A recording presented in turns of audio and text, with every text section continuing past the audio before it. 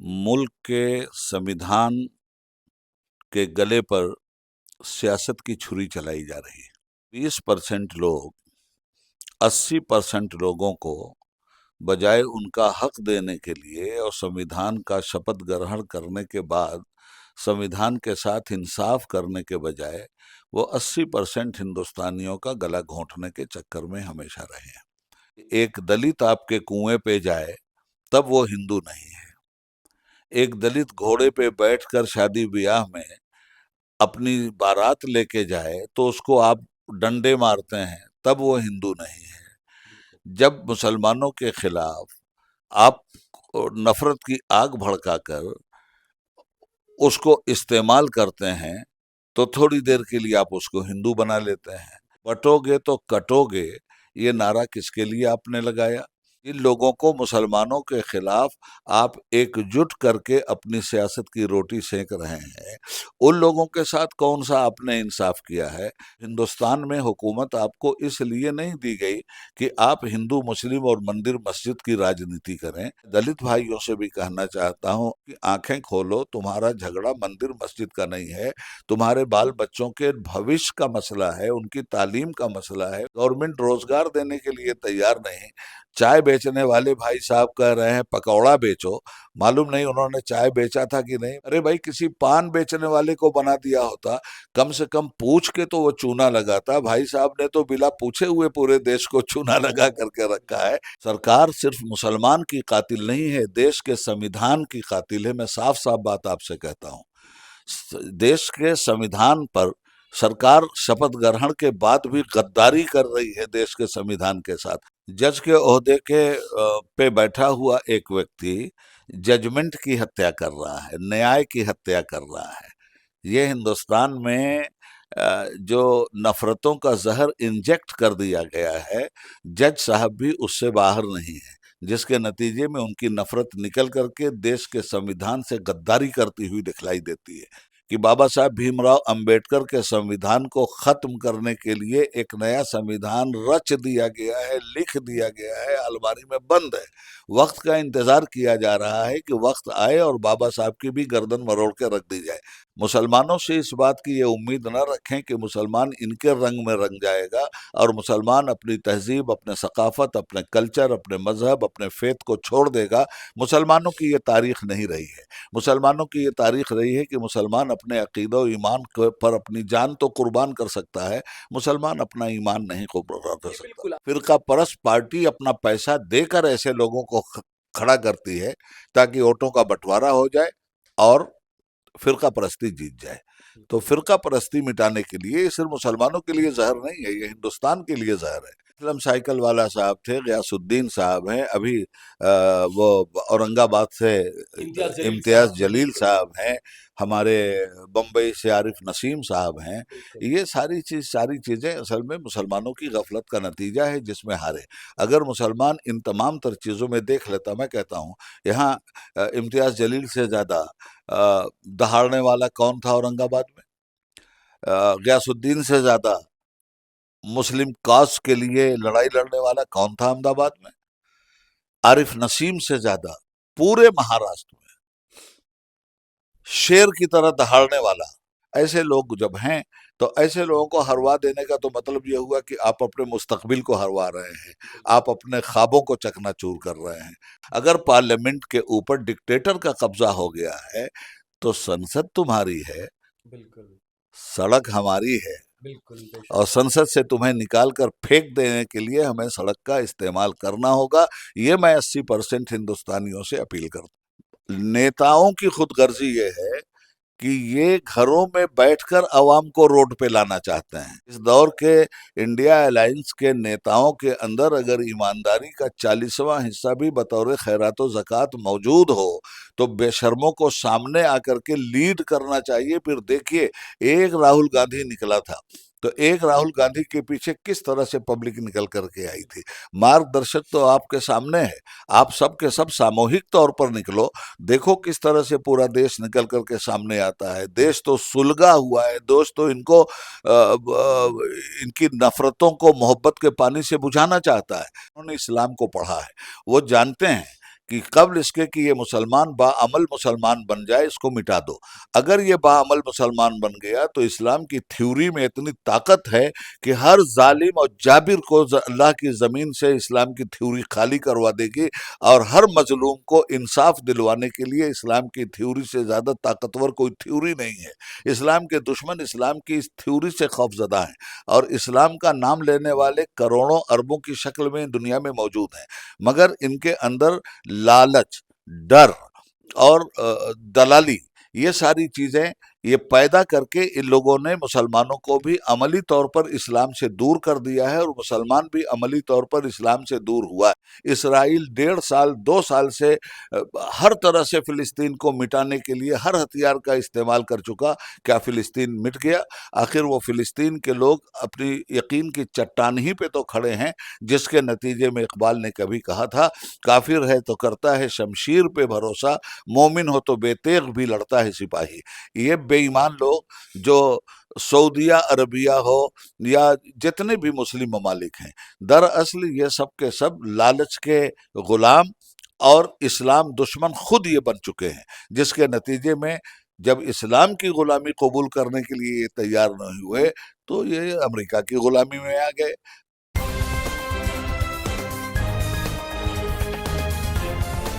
देश और दुनिया की तमाम छोटी और बड़ी खबरों के लिए हमारे चैनल को सब्सक्राइब करना न भूलें और बेल का बटन जरूर दबाएं।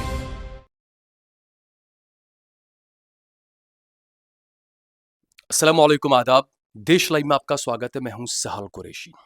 आज मेरे साथ में मौजूद हैं मौलाना उबैदुल्लाह आज़मी साहब, जो कि all India Muslim personal law board के डिप्टी प्रेसिडेंट भी हैं, वाइस प्रेसिडेंट हैं।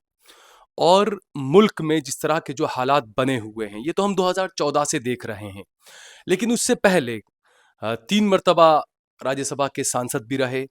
उस वक्त से हमेशा से मजलूमों की आवाज़ को हमेशा उठाने का काम किया है मौलाना साहब ने, और आज अहमदाबाद के दौरे पर हैं। चूंकि all India Muslim personal law board से भी पुराना नाता रहा है, और शाहबानू का केस, क्योंकि देश भर के मुसलमानों को ये बात पता है कि शाहबानू का केस क्या हुआ था, किस तरीके से कोर्ट ने क्या फैसला दिया था, सरकार ने क्या फैसला पलटा था, all India Muslim personal law board का और मौलाना उबैदुल्लाह आज़मी साहब का क्या बेहतरीन रोल उसके अंदर था। तो आज के दौर में ऐसे उलेमा को और ज्यादा आगे आना चाहिए, जिस तरीके से उबैदुल्लाह आज़मी साहब काम कर रहे हैं। और अहमदाबाद का दौरा किस लिए है, किस तरीके से मुस्लिम, दलित, ओबीसी एक यूनिटी बनाने की बात चल रही है, मुसलमानों के जो मौजूदा हालात हैं, जहां देखो वहां खुदाई का काम चल रहा है, इन तमाम मौज़ूआत पर हम बात करेंगे उबैदुल्लाह आज़मी साहब से। आज़मी साहब, बहुत बहुत शुक्रिया कि आपने अपना इतने व्यस्तता के बावजूद हमें अपना वक्त दिया। बहुत बहुत शुक्रिया और खैर मकदम है आपका अहमदाबाद में। बहुत बहुत शुक्रिया। मुझे आज़मी साहब, जिस तरीके से गयासुद्दीन शेख साहब ने, जुम्मा रायमा साहब ने, जिग्नेश मेवानी, आप सब ने मिलकर एक प्रोग्राम किया था, और उसमें एक मुहिम का ऐलान किया गया कि 1 मई को 1 लाख लोगों का जमावड़ा जो है वो अहमदाबाद या गांधीनगर में किया जाएगा, इसमें दलित, मुस्लिम, ओबीसी सब होंगे। आखिरकार इसकी जरूरत क्यों पेश आई? जब से 2014 से सेंटर में आरएसएस की सरपरस्ती में चलने वाली बीजेपी गवर्नमेंट आई है, उस वक्त से मुसलसल मुल्क के संविधान के गले पर सियासत की छुरी चलाई जा रही है। मुल्क के संविधान ने हर बिरादरी, हर कम्युनिटी और हर मजहब के लोगों को उनके मजहबी प्रचारों प्रसार की आज़ादी दी, और उनके हुकूक के तहफ़्फ़ुज़ के लिए सख्त से सख्त कानून बनाए। अफसोस की बात यह है कि 20% लोग 80% लोगों को बजाय उनका हक देने के लिए और संविधान का शपथ ग्रहण करने के बाद संविधान के साथ इंसाफ करने के बजाय वो 80% हिंदुस्तानियों का गला घोंटने के चक्कर में हमेशा रहे हैं। सवाल ये है कि दलित हो या मुस्लिम हो या ओबीसी हो या बैकवर्ड हो, ये सब भी तो हिंदुस्तानी है ना। बिल्कुल। तो जब ये सब हिंदुस्तानी है तो इनके साथ भेदभाव क्यों? ये जब अपने हक की लड़ाई लड़ते हैं और दस्तूर की रोशनी में लड़ते हैं तो इनका हक देने में आखिर 20% के हाथ पैर क्यों फूल जाते हैं? आज जिस तरह 20% 80% हिंदुस्तानियों को दबा कर कुचल कर लूटम लाट मचाए हुए है, दरअसल इस लूटन लाट के खिलाफ हमें जन जागरण अभियान चलाना जरूरी है, अवाम को बेदार करना जरूरी है।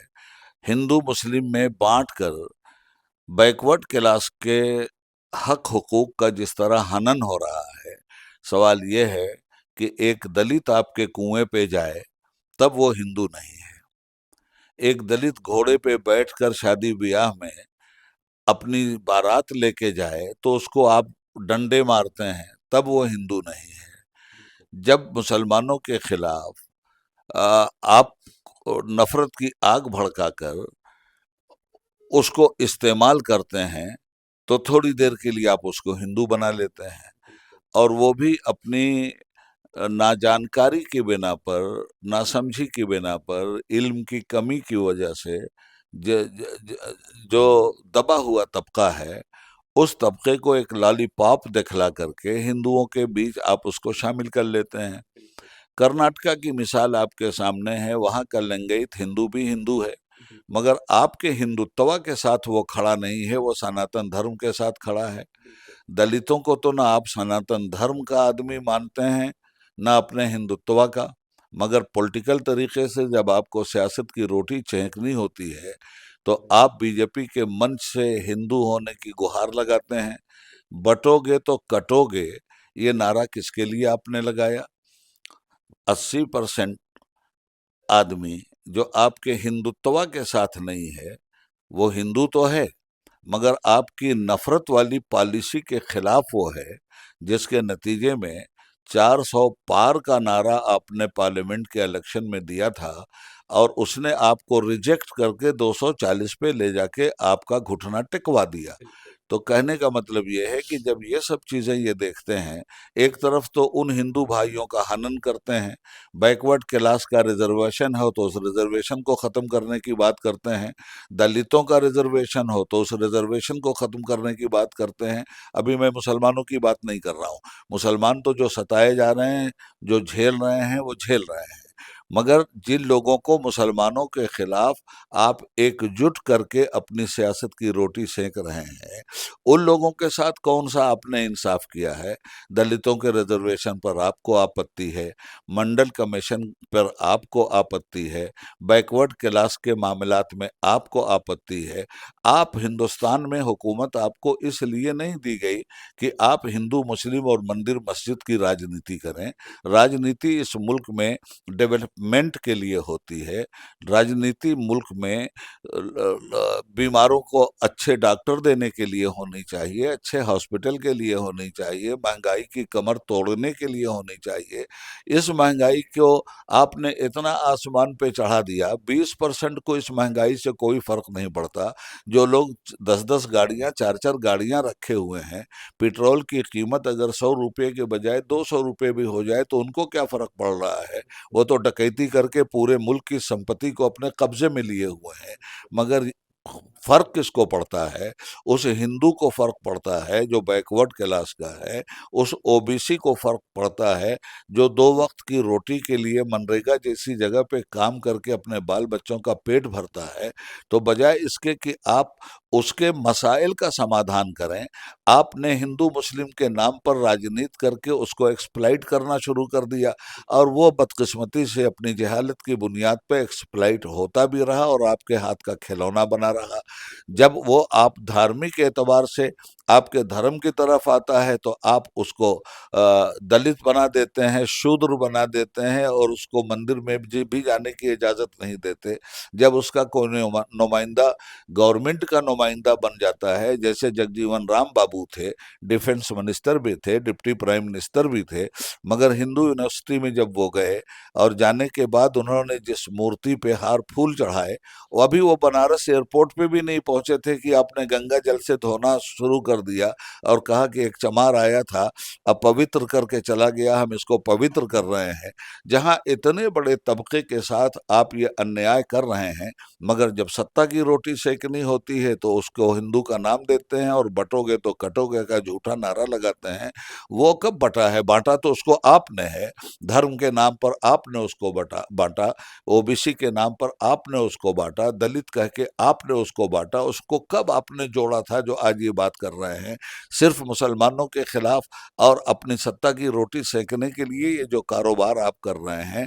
मैं दलित भाइयों से भी कहना चाहता हूं, आपके टीवी के माध्यम से ओबीसी के लोगों से भी कहना चाहता हूं कि आंखें खोलो, तुम्हारा झगड़ा मंदिर मस्जिद का नहीं है, तुम्हारे बाल बच्चों के भविष्य का मसला है, उनकी तालीम का मसला है, उनके रोजगार का मसला है।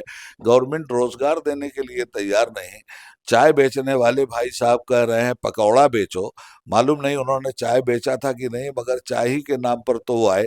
और वाह रे हिंदुस्तानी लोग, इतना प्यार आ गया कि एक चाय बेचने वाले को प्राइम मिनिस्टर बना दिया। तो अगर इसी तरह किसी गरीब पर प्यार आना था तो गुटखा बेचने वाले भी तो थे, ठेला पे केला बेचने वाले भी थे।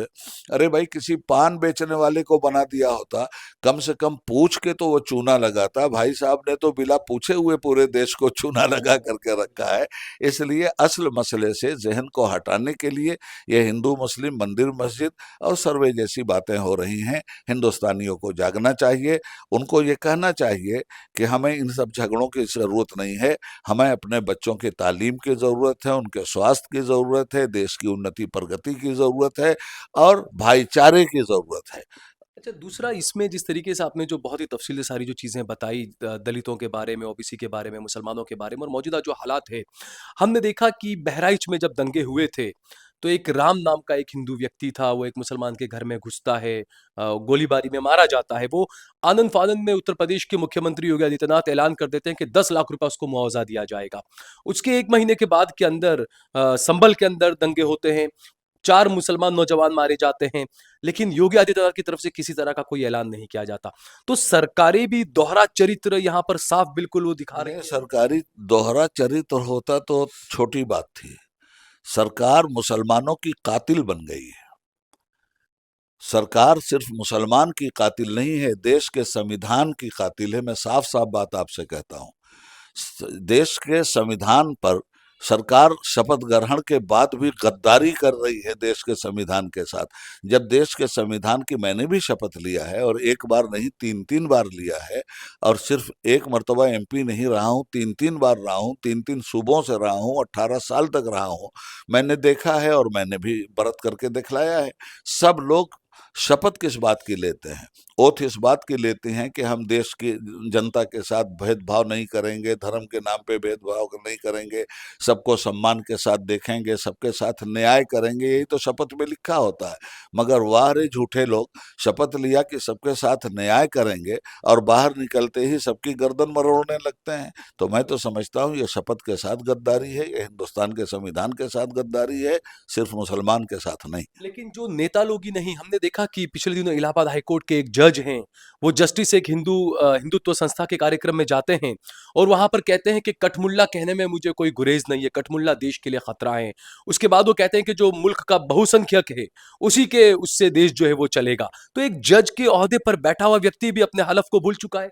जज के ओहदे के पे बैठा हुआ एक व्यक्ति जजमेंट की हत्या कर रहा है, न्याय की हत्या कर रहा है।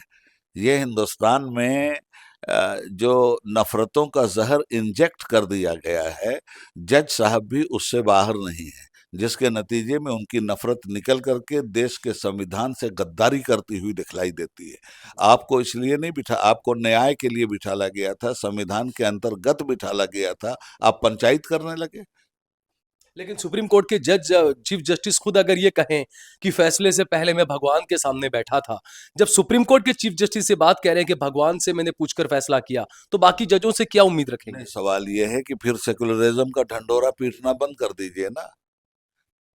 जो आपके दिल में है उसे साफ कहिए। हमें मालूम है कि ये सारी चीजें क्यों की जा रही हैं। हमें मालूम है कि बाबा साहब भीमराव अंबेडकर के संविधान को खत्म करने के लिए एक नया संविधान रच दिया गया है, लिख दिया गया है, अलमारी में बंद है।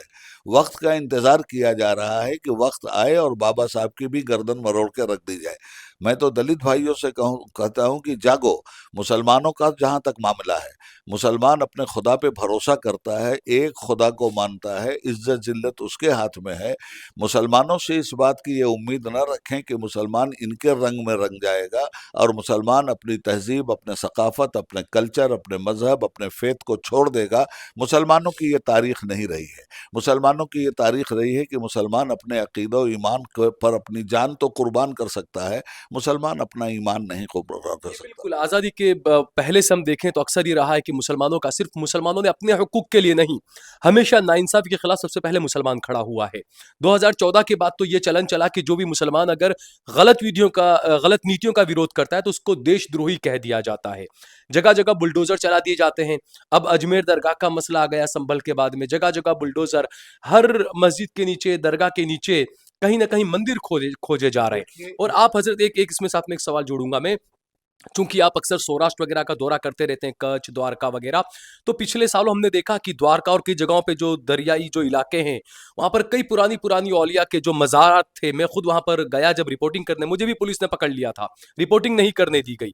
तो जुल्म किया जा रहा है, बुलडोजर चलाए जा रहे हैं, मीडिया पर भी सवाल उठ रहे हैं कि कहीं पर कोई खबर नहीं, मीडिया को रिपोर्टिंग तक नहीं करने दी जा रही है। हर जुल्म जबर के मुकाबले में संघर्ष हमारा नारा है।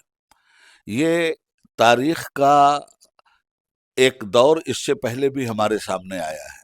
हर दौर में रावण पैदा होता है, नमरूद पैदा होता है, फिरौन पैदा होता है, यजीद पैदा होता है, मगर रावण के मुकाबले में और रावण की रावण नीति खत्म करने के लिए किसी राम की जरूरत पड़ती है।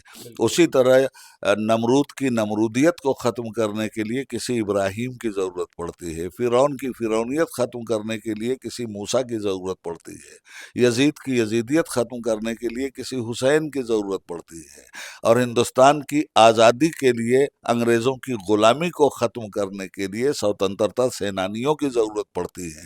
वो जिन लोगों ने इस ज़रूरत के लिए, नेकियों को ज़िंदा रखने के लिए और इस तरह की नफ़रतों के ख़ात्मे के लिए, बांटो और हुकूमत करो की नापाक पॉलिसी को जड़ से उखाड़ कर फेंक देने के लिए कमर कसी है, उनकी ज़िंदगी का नाम है शहादत। उन लोगों ने जब शहादत दी है, तब उसके बाद एक नई नस्ल पैदा होती है। ये दरअसल इनकलाब की बातें हैं।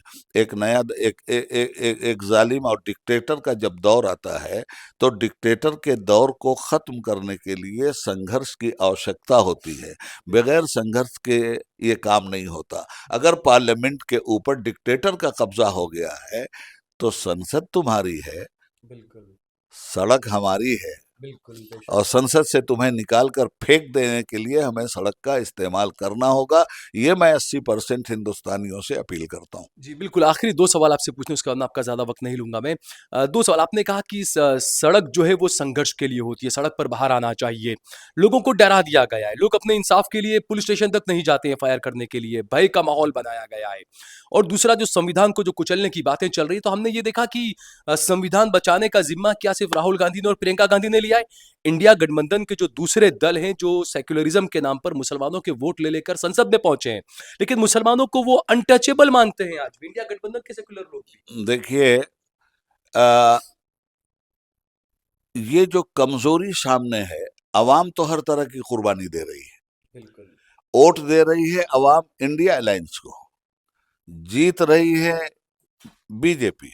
बिल्कुल, अवाम परेशान होकर ये चाहती है कि उसके नेता उसकी लीडरशिप करें।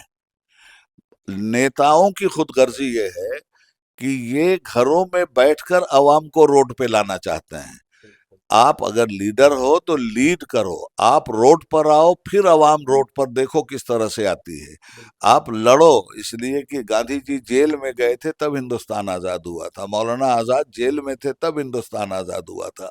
इस दौर के इंडिया अलायंस के नेताओं के अंदर अगर ईमानदारी का 40वां हिस्सा भी बतौर खैरात व ज़कात मौजूद हो, तो बेशर्मों को सामने आकर के लीड करना चाहिए। फिर देखिए, एक राहुल गांधी निकला था तो एक राहुल गांधी के पीछे किस तरह से पब्लिक निकल करके आई थी।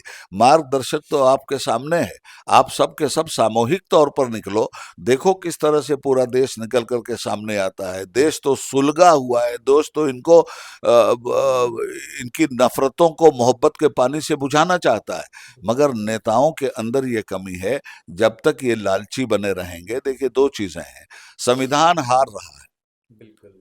नफरत जीत रही है।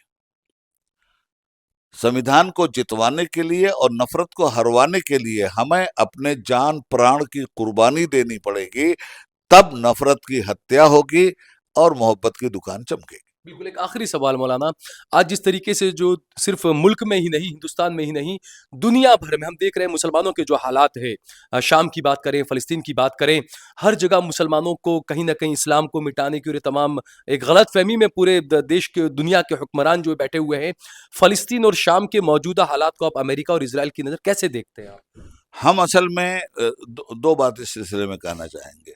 जो कुछ भी गैर मुस्लिम ताकतें कर रही हैं, उन पर किसी तबसरे की जरूरत नहीं है। मालूम है कि वो आपके वजूद को मिटाने में यकीन रखती हैं। उसकी वजह यह है कि उन्होंने इस्लाम को पढ़ा है। वो जानते हैं कि कब्ल इसके कि ये मुसलमान बाअमल मुसलमान बन जाए, इसको मिटा दो। अगर ये बाअमल मुसलमान बन गया तो इस्लाम की थ्योरी में इतनी ताकत है कि हर जालिम और जाबिर को अल्लाह की ज़मीन से इस्लाम की थ्योरी खाली करवा देगी, और हर मजलूम को इंसाफ दिलवाने के लिए इस्लाम की थ्योरी से ज़्यादा ताकतवर कोई थ्योरी नहीं है। इस्लाम के दुश्मन इस्लाम की इस थ्योरी से खौफजदा हैं, और इस्लाम का नाम लेने वाले करोड़ों अरबों की शक्ल में दुनिया में मौजूद हैं, मगर इनके अंदर लालच, डर और दलाली, ये सारी चीजें ये पैदा करके इन लोगों ने मुसलमानों को भी अमली तौर पर इस्लाम से दूर कर दिया है, और मुसलमान भी अमली तौर पर इस्लाम से दूर हुआ है। आप देखिए फिलिस्तीन की सरजमीन पर जिस तरह से फिलिस्तीन का एक बच्चा जिसके माँ बाप मार दिए गए, उस बच्चे से आप ही जैसे इंटेलेक्चुअल क्लास के आदमी ने इंटरव्यू लिया कि बेटा तुमसे कहा जा रहा है कि ये वतन छोड़ दो, पहाड़ों में चले जाओ। उसने कहा हम वतन नहीं छोड़ेंगे, और पहाड़ों में जाने का क्या मतलब है? अगर हमें जाना ही होगा तो हम सीधे जन्नत में क्यों नहीं जाएंगे, हम जालिमों से मुकाबला करेंगे। तो यकीन और ईमान की चट्टान पर फिलिस्तीन का जो निहत्था मुसलमान खड़ा है, और कुछ भी उसके पास नहीं है, पूरी दुनिया उसकी मुखालिफ है। ये नाम नेहाद मुस्लिम हुकूमतें भी उसका कहीं से कोई साथ नहीं दे रही हैं, मगर इसके बावजूद दुनिया की सबसे बड़ी ताकत मैं मानता हूं इसराइल को, अमेरिका की सरपरस्ती में। इसराइल 1.5 साल 2 साल से हर तरह से फिलिस्तीन को मिटाने के लिए हर हथियार का इस्तेमाल कर चुका। क्या फिलिस्तीन मिट गया? आखिर वो फिलिस्तीन के लोग अपनी यकीन की चट्टान ही पे तो खड़े हैं, जिसके नतीजे में इकबाल ने कभी कहा था, काफिर है तो करता है शमशीर पे भरोसा, मोमिन हो तो बेतेग भी लड़ता है सिपाही। ये बेईमान लोग जो सऊदिया अरबिया हो या जितने भी मुस्लिम ममालिक हैं, दरअसल ये सब के सब लालच के गुलाम और इस्लाम दुश्मन खुद ये बन चुके हैं, जिसके नतीजे में जब इस्लाम की गुलामी कबूल करने के लिए ये तैयार नहीं हुए, तो ये अमेरिका की गुलामी में आ गए। ये अपना मुल्क बचाने के चक्कर में है। मुल्क इनके बाप का है क्या? मुल्क को भी इन्होंने ने हड़प कर रखा है, और ये कठपुतलियां हैं इसराइल की और अमेरिका की, जो मुसलमानों को तबाह करने में उन गैर मुस्लिम ताकतों के दोष बदोश खड़ी होकर तबाही और बर्बादी का मंजर पेश कर रही।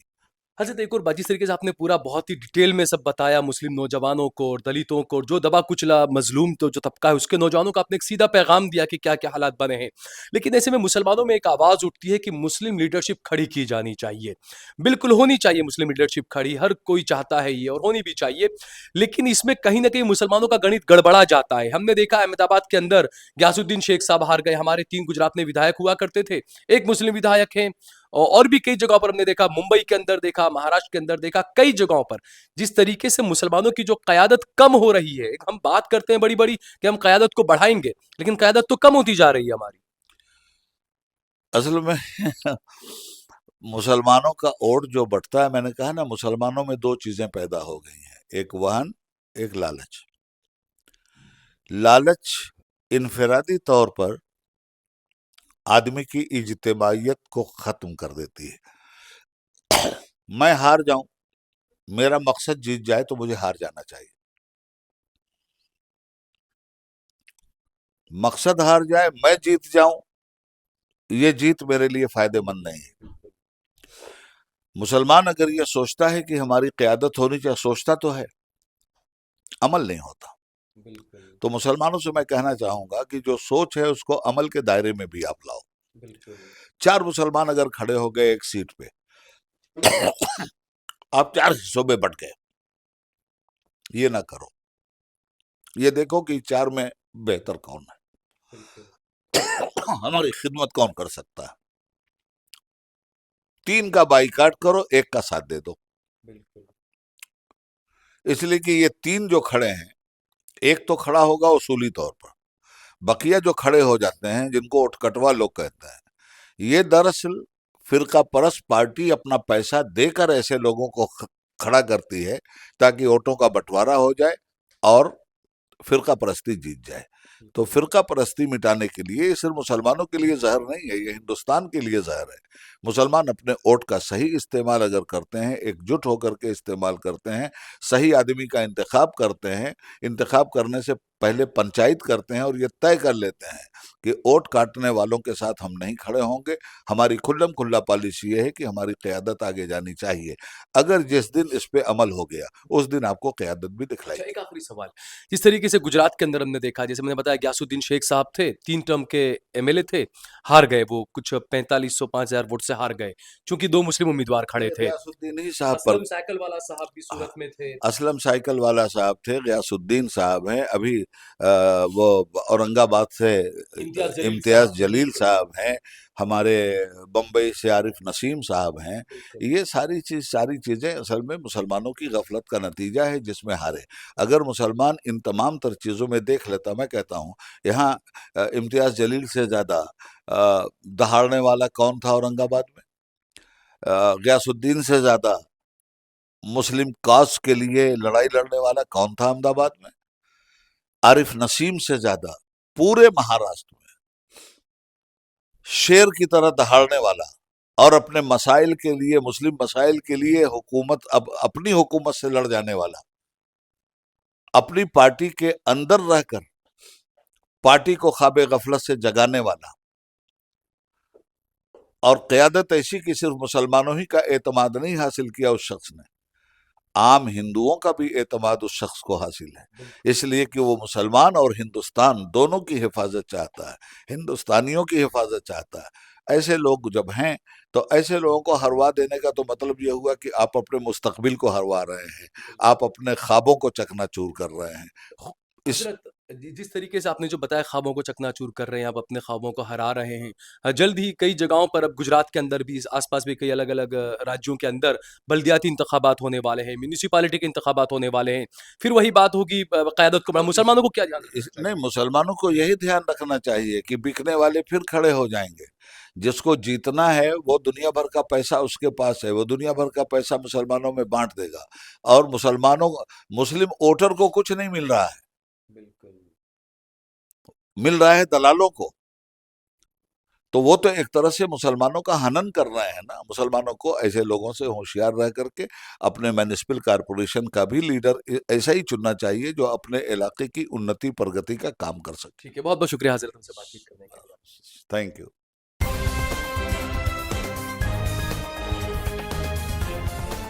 देश और दुनिया की तमाम छोटी और बड़ी खबरों के लिए हमारे चैनल को सब्सक्राइब करना न भूलें और बेल का बटन जरूर दबाएं।